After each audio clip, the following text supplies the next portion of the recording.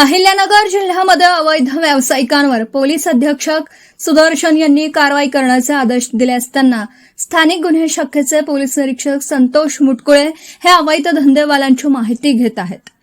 9 जुलै रोजी पहाटे शेवगावच्या भगूर येथील नितीन ज्ञानदेव पूर्णाळे हा त्याचे राहते घराच्या पाठीमागील पत्र्याच्या शेडमध्ये बेकायदेशीरपणे शरीरास अपायकारक सुगंधित तंबाखू ठेवलेली असून तो मशीनच्या सहाय्याने मावा तयार करून विक्री करत असल्याची माहिती मिळाल्याने पथकाने नमूद ठिकाणी जाऊन संकेत कडुबा गरुड पथकाने त्या सदरचा मावा कोणाच्या सांगण्यावरून तयार करत असल्याचं विचारलं।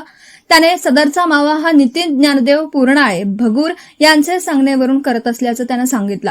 मात्र नितीन ज्ञानदेव पूर्णाळे हा फरार झाला आहे। पथकाने आरोपीचे कब्जातून लोखंडी मशीनसह 1,22,820 रुपयांचा मुद्देमाल हस्तगत करून गुन्हा दाखल करण्यात आला असून गुन्ह्याचा पुढील तपास शेवगाव पोलीस स्टेशन करीत आहेत।